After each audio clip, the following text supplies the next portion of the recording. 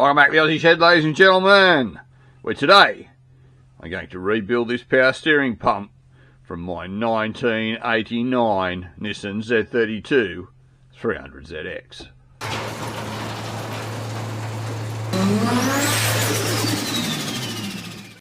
Alrighty, so this is an NA power steering pump off the VG30DE. And this is going onto my VG30DE because I have removed the four-wheel steer and the Hikus pump and everything has gone. Now they're basically the same pump. So the NA pump has just a single stage, whereas your TT pump is a two-stage pump. The rear stage is for the rear steering rack for the Hikus and everything, you know. I've deleted all that from my car, being that it's a TT. But it doesn't have any of that equipment still on it. I've removed all of that, and I'm going to be running this NA pump.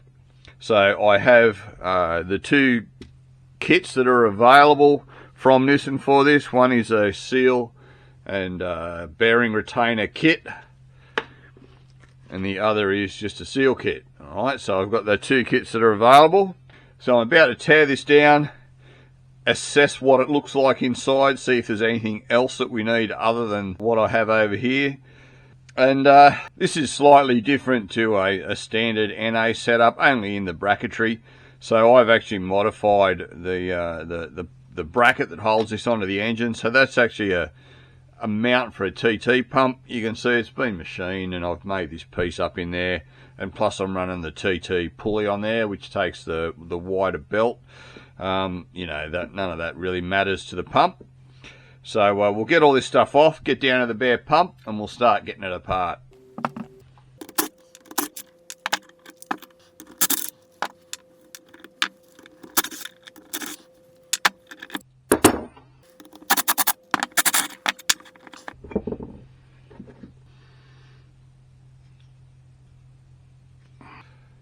So there it is, guys. There's your basic pump.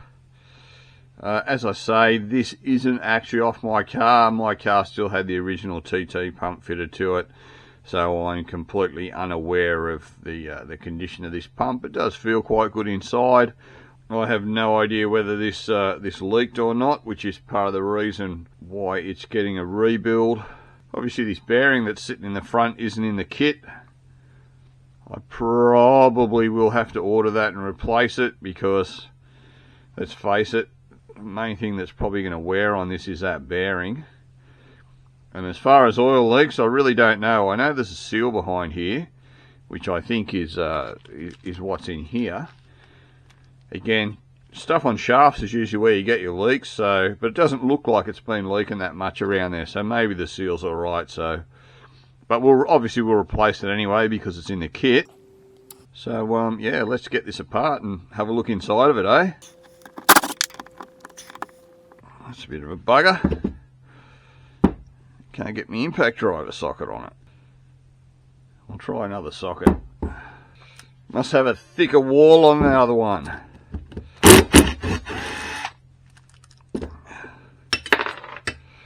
Oh. Alrighty, so an O-ring seal, and you can see by the look of this that it looks like it's been leaking because there's a lot of oil outside of the O-ring area in the center there. So I would assume that that has been leaking by the look of it. Otherwise I can't really explain how all of that oil got there. Okay.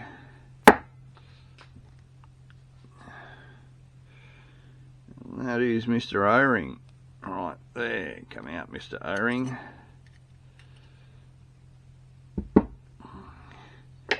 And you can see how flat this O-ring is.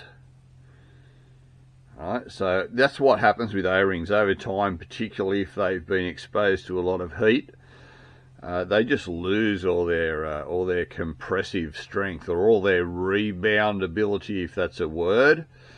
So that's very flat, and it would have been squashed into that position when it was installed, but it would have had a lot of pressure pushing back against the two sides of the component that it was sealing on.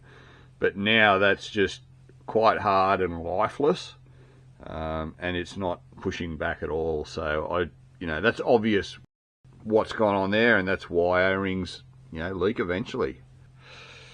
Alright, I'm going to take this back cover off. Oh, no go.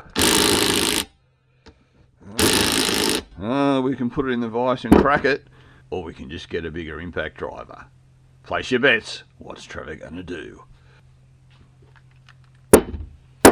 So if you guess bigger impact driver, you're correct.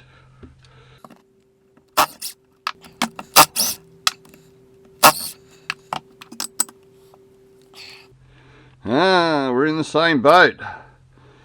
Right up close to the housing, doesn't want to fit the socket. Oh, we'll just grab another socket.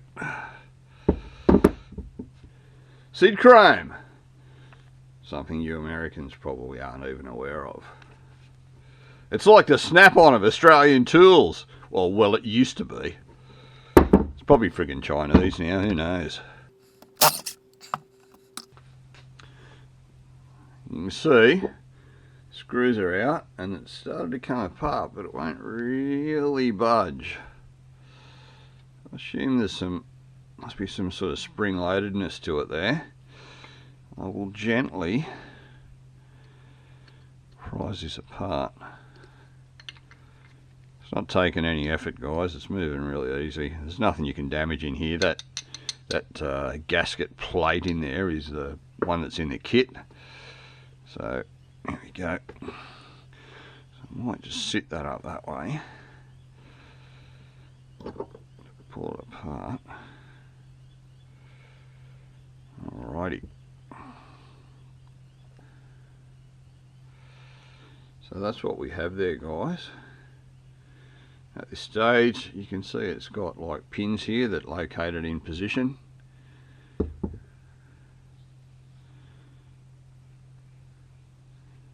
Like so, we'll pull this completely apart shortly. And there's our new sealing plate with a built-in sort of an O-ring on it. So we'll put that to one side. And we'll have a look at this kind of pump body.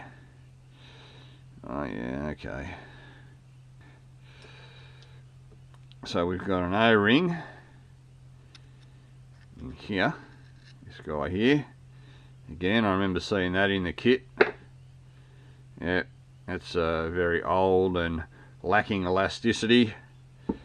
And you can see the shape of this from where it's been pushed into the housing. You can see it's wide that way but skinny that way, and it's got very square edges, you know, from being sandwiched in position. Again, it's not very stretchy, not very flexible.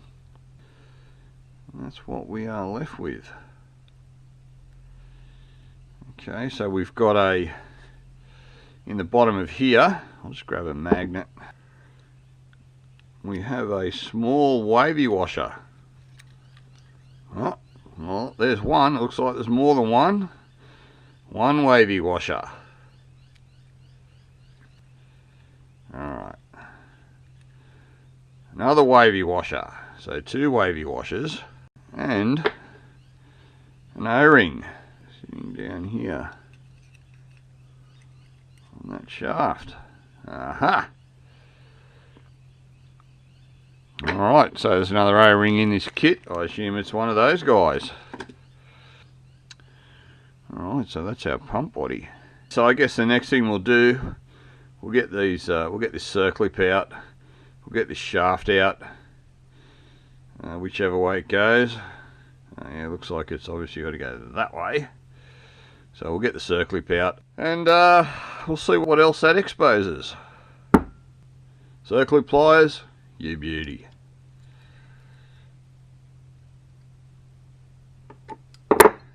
Alright, let's get this shaft out. So hopefully this should come out pretty easy. We've got here a 30mm socket. Sit that up on top of there, like so. Short extension. A little bit of a tap with a hammer. We've hit the socket. I reckon that'll damn near just tap out my hand. There we go. I was right. Look at that. So there's our seal, guys. Certainly some schmutz in there. And our shaft, a lot of crud on it around where the seal sits.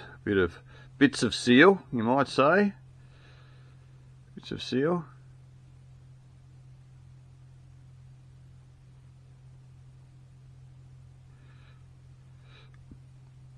Bearings feel surprisingly good. I wonder if it's been changed. That's a pretty decent feeling bearing. NTN 6202LU. There you go. Alright, I'll have a bit of a clean up and I'll be back. Alright, we're a little bit tidier now, a little bit cleaner. We might get this seal out now, guys. Now, seals that are down inside a recess like this are a little bit of a problem. You can't get a seal puller onto them, and often you'll find that if you try to put something through from this side, you can't get enough angle on it to get under the seal. So what I've got here is just a random bolt. It was some sort of a cup head bolt, and you can see I've just given it a quick whiz on the grinder just to give me a little bit of a sharp edge under there. And there's a nut and just a random washer on there, and we're going to use that to pull it out with. So what I'm going to do is just going to put a pair of pliers on that, like that. Here we go, get you a bit closer. Then we're just going to hook underneath the seal, and we're just going to like lever it up. So hopefully it won't make a liar out of me, and it'll do the job. Oh, look, straight away, there you go, guys. So, as you can see, you don't always need expensive tools. You just got to get the noggin a-joggin' and think of things like that. Very, very simple. Seal out.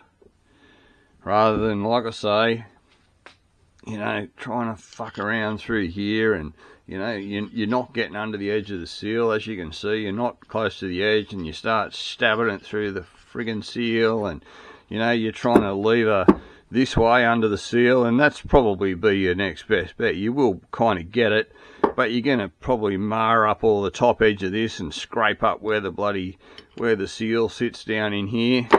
Whereas, simple, a bolt. Quickly friggin' give the head a bit of a tap on the grinder. Just get yourself that sharp edge there that you can hook under something, and something to contain your pliers, just a nut or a bolt. Any variation on this is just fine, and just lever the bugger out of there. I guess the next thing we should do is get this valve assembly out of here. Alright, so I just gave this a little bit of a whiz on the wire wheel. I couldn't get a socket on it because it had some really lumpy paint. I reckon it's probably from the factory. Don't know. Maybe it's had a spray can rebuild at some point. But socket goes on nicely now. 24 mil. Let's get this guy in the vise and get this control valve out.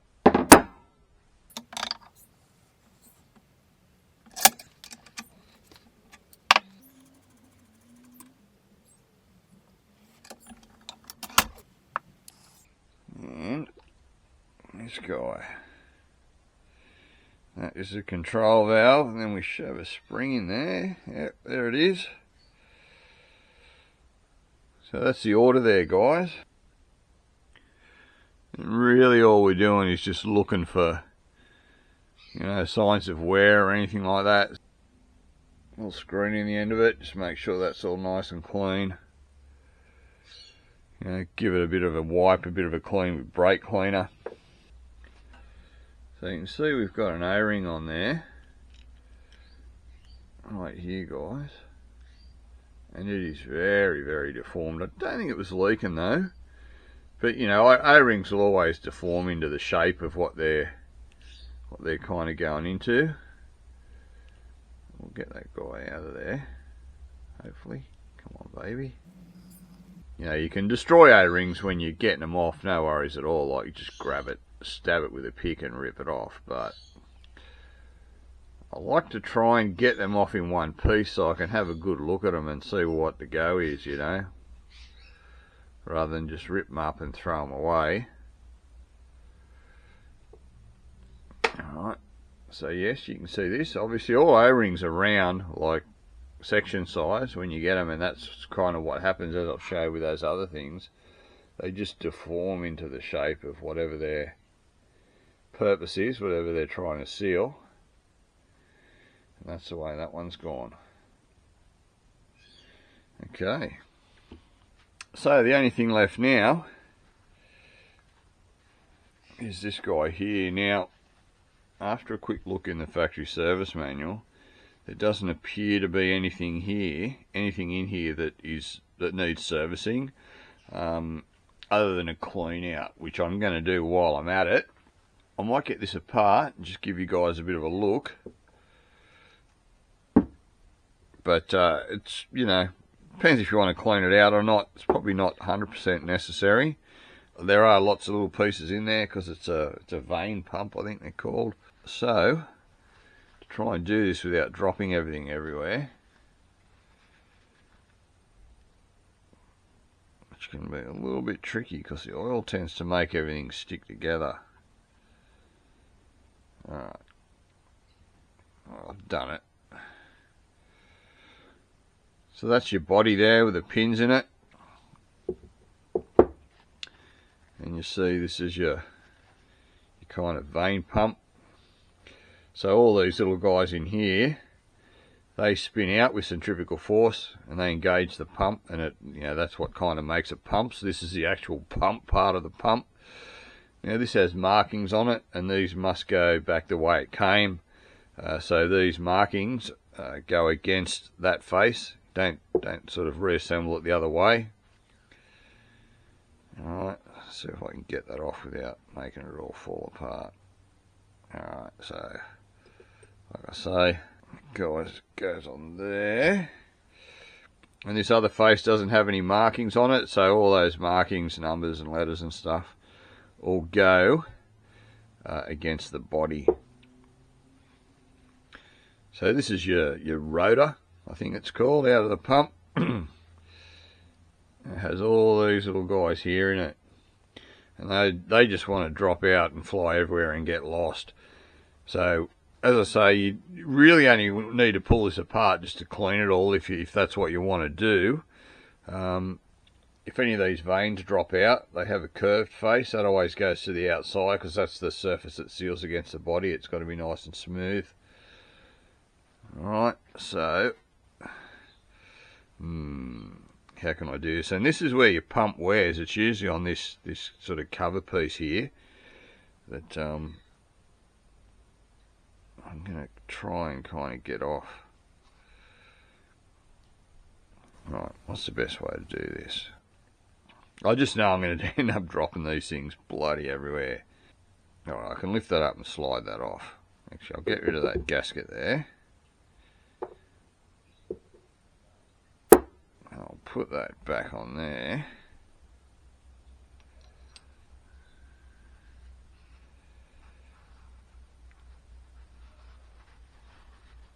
Aha! I did it. Alright, let's see if we can just... If I try to pull that up, it'll just pull all those out with it, so I'll just slide it off the side. So that's the back of your pump, and this is where you'll get wear on this kind of face here. This is really great. There's no, you can obviously see a witness mark there, but there's nothing that you can pick up with your nail or anything. There's nothing wrong with that. Obviously, if you find that all chewed out, it means you've got to replace your pump. So yeah, that's all there is to that. And you can see this center section has marks on it as well. Good idea to just keep everything the way it came. You can see that has a little mark and a little thing, and that was the other way, so that faced against this, you know, opposite to, so you can see there's no markings on this, but there's markings on that. I'll have a bit of a squiz in the factory service manual and see what it says about all these markings, just so I don't Send you guys the wrong way down the garden path. Alright. Yes, it does mention it, guys. Right in here. Pay attention to rotor direction. Shows you like a punch mark. So if you've got the factory service manual, just keep this handy when you're doing this kind of stuff. It also mentions the vanes and you know, the round portion, etc. Yep, pretty simple stuff. So that whole thing is now completely disassembled, guys. So it's just a matter of swapping in all the new A-rings. And I've decided I'm going to replace this bearing on the shaft, even though it still feels really good, but it's had an unknown life. It might feel really good now, but it might turn to crap pretty quickly once it goes back into service. They're only fairly cheap. So I'm going to order a new bearing for that and press it on. And I'll probably clean up the body of this on the wire wheel and get it ready to paint while it's apart. It's probably easier to clean it up than any other time. So yeah, I'll probably get it clean and then we'll reassemble it and probably paint it once it's all back together, just because, you know, it's a lot easier. I'm not going to be dealing with you know, paint flaking off all the bolts once I put them all back in and everything. So bear with me, guys. I'll do a bit of wire wheel work on all this. I'll order this bearing and I'll be back in a couple of days, which for you guys will be just a matter of moments. So here we go. I'm back and now I have everything ready to go. So everything is clean and lubed and bagged and tagged. It's all been cleaned up on the wire wheel, any crappy paintwork removed, and just generally given a really nice kind of a tidy up. As I say, it's all really spotlessly clean. It's all been cleaned with brake cleaner and then lubed up with a bit of transmission fluid. All our new parts are sitting here in their bags ready to go. The old parts are sitting in their bag. Brand new bearing and our shaft with the old bearing. So I'm just going to whip over to the press and just knock this old bearing off, and I'll be back shortly. Just quickly, I didn't have a drift in the suitable size to get this bearing off. I could have just pushed it from the outside, you know. It would have destroyed the bearing, but I don't really care because it's not something that's been reused. But I thought, you know, it'd be good if I had something that size, because there's not much of a ledge that you can get onto there to prop it out. So I thought, I'll just whip something in the lathe. So I found a bit of a washer or a bit of something that's been cut out or something. Just bored the middle of it out to a nice precision size so it sits over there, and it'll just grab on that little bit of a ledge that's there, and then I can put a socket or a bit of tube or something over that, and it'll push it out from the center rather than pushing it out from the outside. It's probably really a waste of my time, but it just means I can get it off real easy without kind of stressing the outside of the bearing and things going a bit funny in the press and all that sort of stuff. So the benefits of having a lathe and stuff, guys, just makes it so that you can, really nothing's a problem. Anything that you don't have in a pinch, you can just make up quickly, and away you go, you're back in business. Anyway, I'll pop this off and I'll be back. Right, guys, so this is where we're going to set up now. The first thing I want to do is assemble this main body, because you really need this shaft in to realign the rest of the pump, the actual pump mechanism itself. So that obviously will go into here, but as you would know from the teardown video, there is a seal that has to go in first. So the first thing to do is we've got to get that seal right down in there. Got a bit of a syringe here full of ATF. I'm just going to use a little bit of ATF on the outside of the seal for a bit of lube. And we should be able to get that in quite nicely down through there. So I'm just going to use this little bit of a drift here. I actually made that up out of a bit of scrap, and I actually used that to press the bearing onto this shaft. So it's on there like that. It's a great fit for the inside size of here, but the outside, and that's just purely a coincidence, is actually a good size for that seal as well. So yes, we'll use that to get our seal started down in there. hopefully it should go in nice and easy. It looks like it's started pretty squarely. It is indeed going in rather well. My drift's a little bit too close in size. I've gone and jammed the drift. That's alright, it's only in there slightly. We should be able to tap that out. Alright, so that's in there just nice, as you can see. With seals like this, guys, regardless of what it's going to be sealing on, like it's going to have, you know, like automatic transmission fluid, ATF or power steering fluid, whatever you want to call it, on this side of the seal. But this shaft still needs to move fairly freely in the seal. So you really need to put some grease down inside that seal. Just a little bit, don't go silly with it. But you just want to get some grease just in there where the shaft's going to move. Just so you don't have any issues with it kind of rubbing the seal, you know, when it's kind of working in there, because the first part of the seal is going to stop any fluid getting through. The second part of the seal, like it's a double lip seal, is like a dust seal. You know, obviously you want the shaft to be able to slide in that seal nice and easily. And the way we do that is just by packing that lip area with grease. Just like that. You can see that, but it's just kind of packed into that gap between the two seals. And that is the proper way to set up a seal. Don't just bang it in dry. Putting some ATF on there isn't really going to do the job either, because it won't last long enough in there, you know, like it's not a permanent lubrication, because it's not kind of replenished like it is on the other side. So the next thing we've got to do is we've got to throw our shaft in, down in through here, you know, down in through that where that seal was, and down in through there. Now again, I've been rattling through my stuff. I found a bit of galvanized water pipe or something by the look of it. The outside diameter is a really good match for the outside of the bearing, and so I just cut a bit off on the bandsaw, just threw it on the lathe for 2 seconds, cleaned it up so it's nice and square, and I'm going to use that to press it in, because when you press bearings in, you always have to press on the section that's being pushed in. Like if you were to press this bearing in via the middle, like try and use this bush that I did before, even though that pushes on that center flat section of the bearing, this is the actual piece that we're trying to press in, this outside. And it's going to stress the bearing. You're going to force the inner cage of the bearing, you know, up against that. And there's a good chance you could actually blow the bearing out when you're doing it.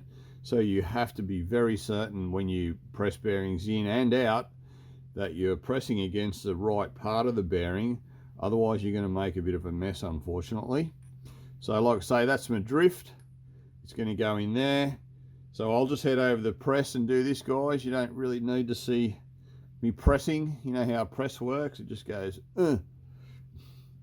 So yeah, that's what's going on. Again, I might just throw a little bit of lube down in there. I actually think that'll be all right. It's got a little bit of remnant from the grease in there. Got a good lead in on the bearing anyway. It'll be fine.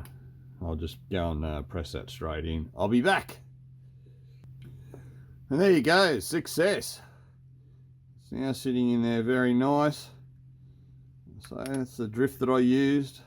It's a little bit loose, but it's not loose enough that it would be a problem as far as jumping off the side of the bearing when it's pushed in. Very happy with that. Now this is a new circlip. The old circlip is in the bag with all the old stuff here. Not that I think there's anything wrong with the old circlip. I don't know why they give you a new one, but we might as well use it. I'll just grab the circlip pliers, and that's it, guys. that's that piece done to that point. Now, the next thing we're going to throw in is valve in the side there. So we now crack into our second bag here.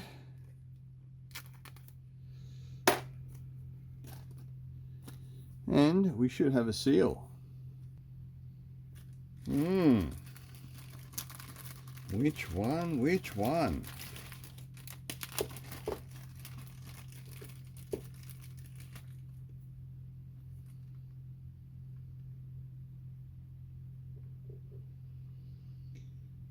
Ain't that one. It's either that one or that one. Are they the same seal? You can see the dilemma, guys. One looks like that, one's all nice and shiny, but I do think they might actually be the same seal. One's just got like powdery crap on it. And the other one does not. Yes, that one does seem to be a tad bigger than that one. We'll have to look into this. Alright, so I've got the two old seals out here, and you can see one of them is actually slightly bigger than the other. It's very hard to tell because there's not a lot in it. Depends on how I hold it too. This is actually the bigger one, and it's got that tapered look to it. You see the outside edge, whereas this one's more kind of flat. And if we have a look in here where this seal goes, where we're working on, that's a tapered seat in there. And this one, which is the bigger one, fits very nice in that tapered seat there. So that's obviously where that came from.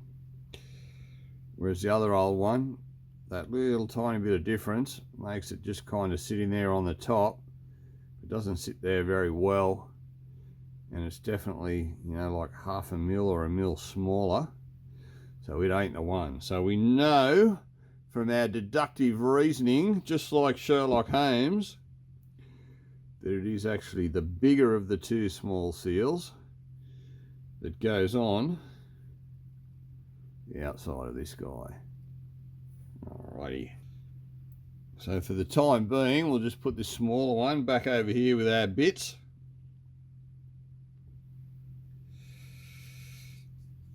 Throw a bit of ATF on this. Bit in there. Get that guy on there.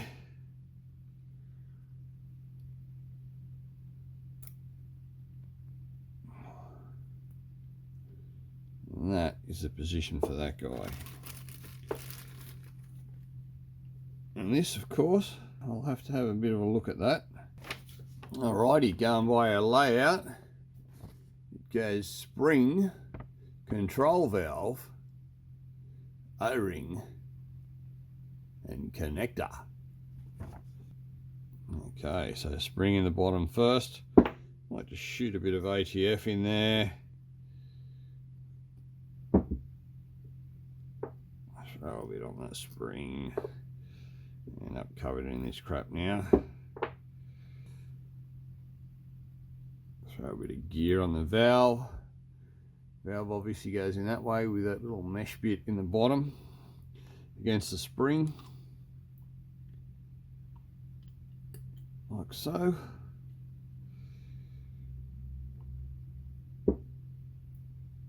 It's all looking pretty good. Throw a little bit more lube on that.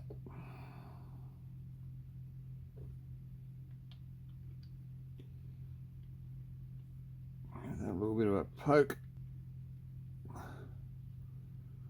Away we go. Alright, we'll nip that up properly last thing of all. But I can't imagine that has to be too tight, although I assume it is on the torque specs on the factory service manual. And now for the complicated part, assembling the pump and installing it into the body. And we have quite a few bits and pieces here. So what I'm going to start with is the big O-ring that sits down inside of here. So we'll give that some ATF.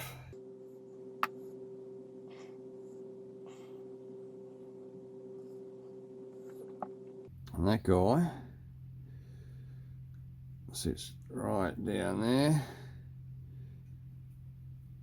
in that little bit right up against the bottom there, just like that. Now, wavy washers, a couple of wavy washers, they go in the bottom there. So we got one, so they go over that very bottom section in there. They sit nice, make sure they're nicely together. Next thing you go in is our O-ring here.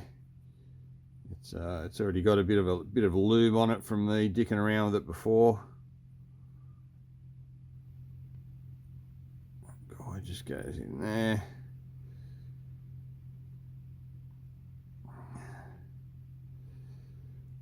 Like that. I'm just going to use this on here. I might stick a bit of lube on that. So remember this, guys, and I don't know if you can see, but you can see the kind of old witness marks. There's like an N, and you can see like a 6 or something like that on there. And those marks have obviously been caused by that outer ring there. So in other words, this guy here goes, we'll try and match those up like that. And the reason I've done it like that is because I need to get this top section off here, and I don't want all that falling apart. Alright, because this piece has to go in before you put the pins in, as the pins bottom out on that, and that kind of holds it in position. So this should just drop down into here. You just have to line it up with 2 of those pinholes like that, and that, as you saw, that just kind of drops in like that. So we're sitting on our wavy washers. We've got a bit of spring to it there. Wavy washers and the seal, it's all sort of working together. The bottom seal's engaged on it as well. So now we should be able to just pop these pins in, and that will locate it. As you can see, the pins bottom out into that. Now the next thing to do, I think, is to put this down, probably on top of that, or it's all going to fall to pieces. I think that's probably the smart way to do it. So in order to do that, we really need to have this gasket on first. Well, really, we have to. We really need the gasket on. Yeah, sure, Trevor, you goose. Alright, we'll lube that up a bit. And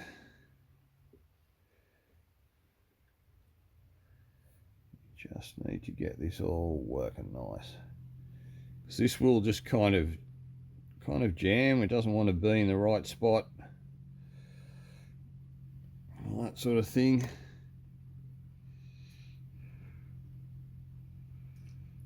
It's all a bit, buddy. How's it going?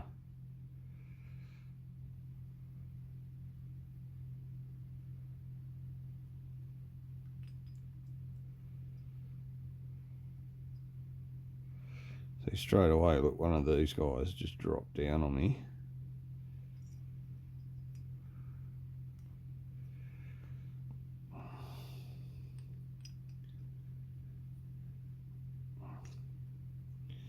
There we go.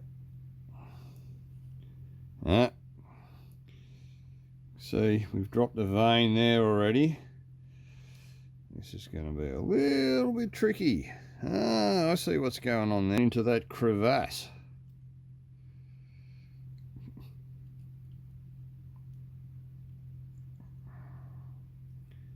Stay there, you buggers.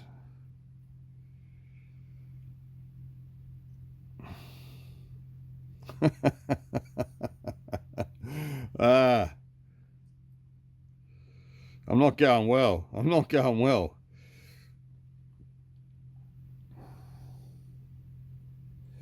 Now this is the time when you'll bugger things up. Like me here, I'm dropping a few of these bloody vanes out.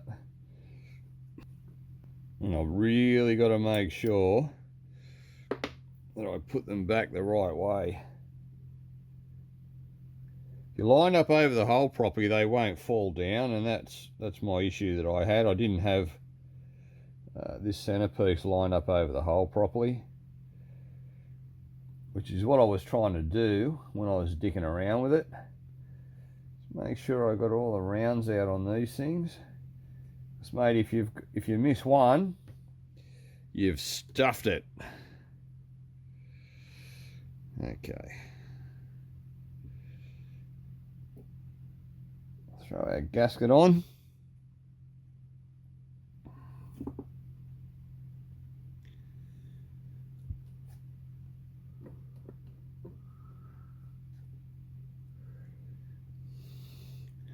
Put our ring again. I can see these witness marks down on here. Tell me where this came off from.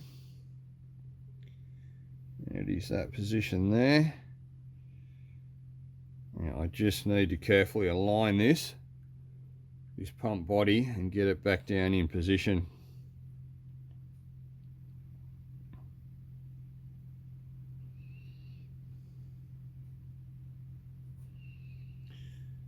Okay, that will stay there. I'm quite confident.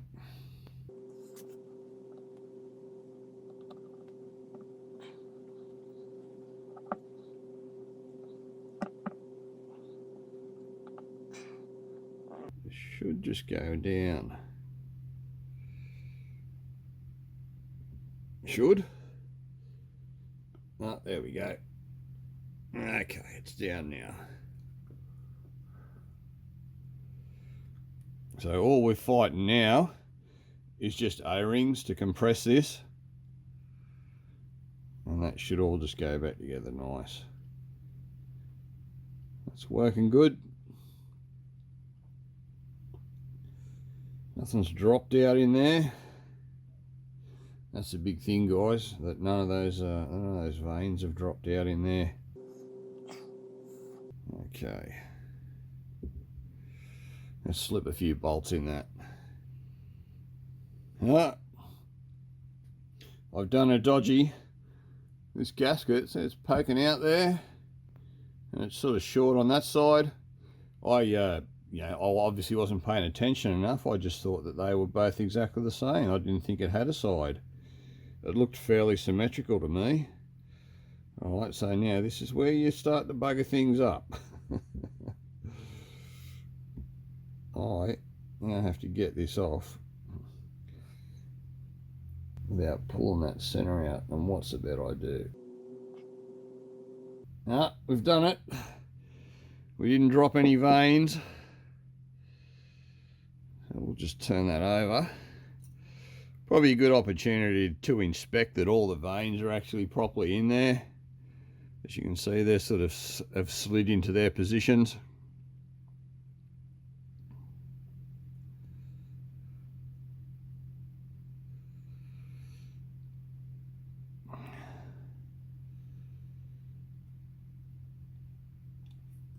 There we go. Ah, it doesn't matter. It doesn't fucking matter. Ah, well, there you go. It's the same. It's the same both ways. I thought it looked symmetrical. It's the bloody same both ways. Jesus Christ. There you go.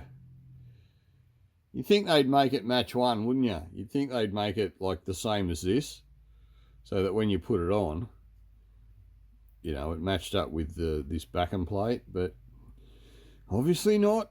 Obviously not. 1, 2, 3, 4.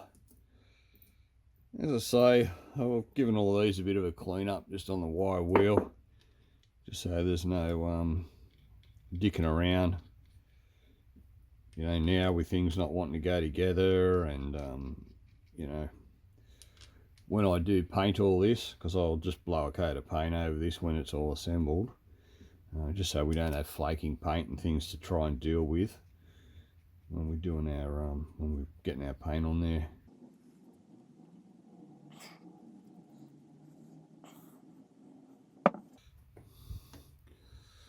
As I say, with this you are kind of compressing that O-ring, so just kind of keep an eye on this and make sure that it's going in fairly evenly when you're squashing it together. You know, you can see that gap there. Yeah, go corner to corner, side to side, whatever you're doing. Just don't bang one screw all the way in or one bolt all the way in. Make sure you just give it a bit of love on the way in. Anywhere where the gap looks the biggest. Torque it down a bit until you start to get a bit of consistency to it.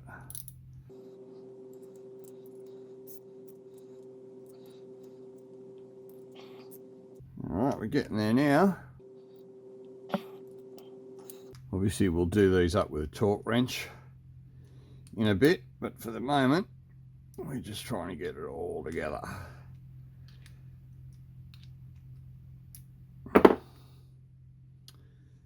Alright, make sure everything turns as it should periodically.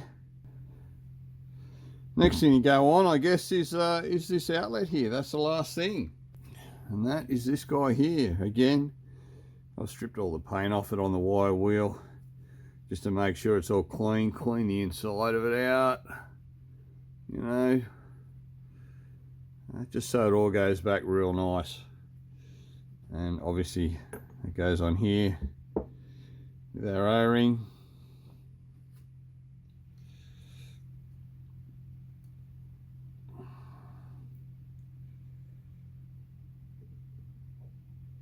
Bit of a squirt in there. Yeah. Now I think this went to the back. Not 100% sure, but for now I can always pop this off later. But for now, that's where we will go, towards the back. And that'll be these two little guys here, I would assume. Again, cleaned up. Like I say, guys, it's always good to just clean everything up as you go. That way you know you've got no issues. Check all your threads. You know, and just put you one step ahead. You know that everything's going back together the way it should. And something here that can trap you guys. I've just noticed that these are blind holes, okay? And when I was just randomly dicking around squirting automatic transmission fluid into stuff, I put a whole heap down in that hole, and that's going to hydraulic. When I push this in, it's going to have nowhere to go. Air will compress, that's fine, but fluid in a blind hole, it's just not going to be able to go anywhere. So we need to get that out of there. Trevor, you friggin' goose, honestly. I'm not making excuses, guys, but a lot of this is because I'm filming. I'm kind of, you know, I've got the camera wedged between me and the job that I'm doing. And rather than kind of just doing it in my normal kind of motion, I'm dicking around with the camera. Stopping and starting, whereas normally I wouldn't be kind of stopping and starting, you know. Anyway, just making excuses for my dodgy work. Alright, that's clean. You can see there's no more fluid down in there. It was pretty chockers. Well, not pretty chockers. It was probably, you know, maybe a quarter full or something. But you want to get all that kind of crap out of there, so you don't hydraulic your hole.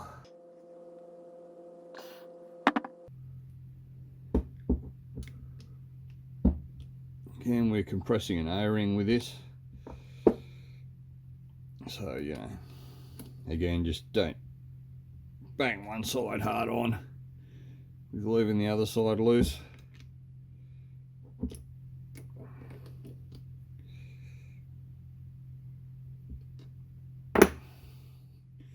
Alright, that's looking pretty good. So, as you can see there, guys, we now have a completely rebuilt power steering pump, right down to a new bearing. So all new bearing, new seals, all checked, cleaned. Very, very nice. Next thing I'll do, I'll grab a torque wrench and I'll just torque these all up to the factory service manual specifications. Okay. Alright, so it's a dual torque wrench job. So these main ones on here, 37 Newton meters is what I'm doing them up to. 37. I'm using the trusty vintage Repco Warren and Brown dual signal. Beautiful bit of gear, guys. Beautiful bit of gear.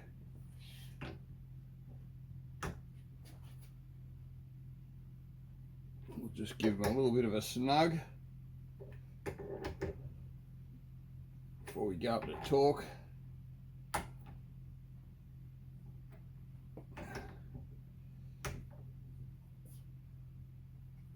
Work our way up to it. There we go, that's one.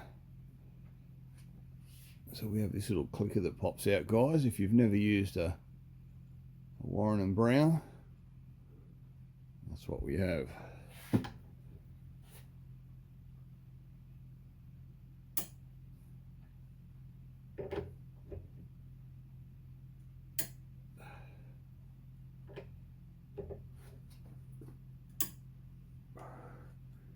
Around once more.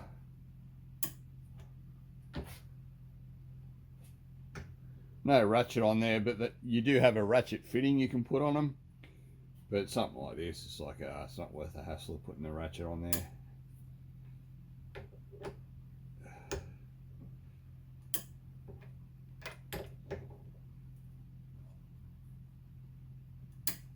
Alrighty, and these little guys here, 16 Newton meters.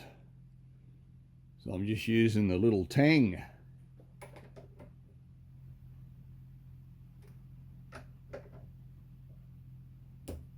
That's one.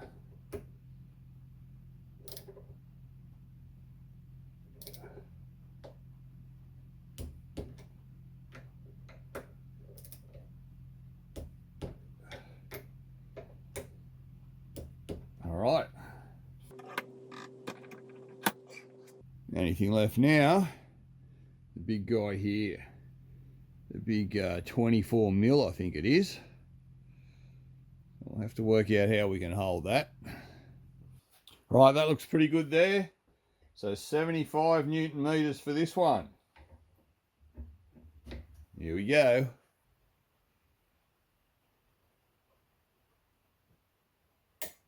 There it is.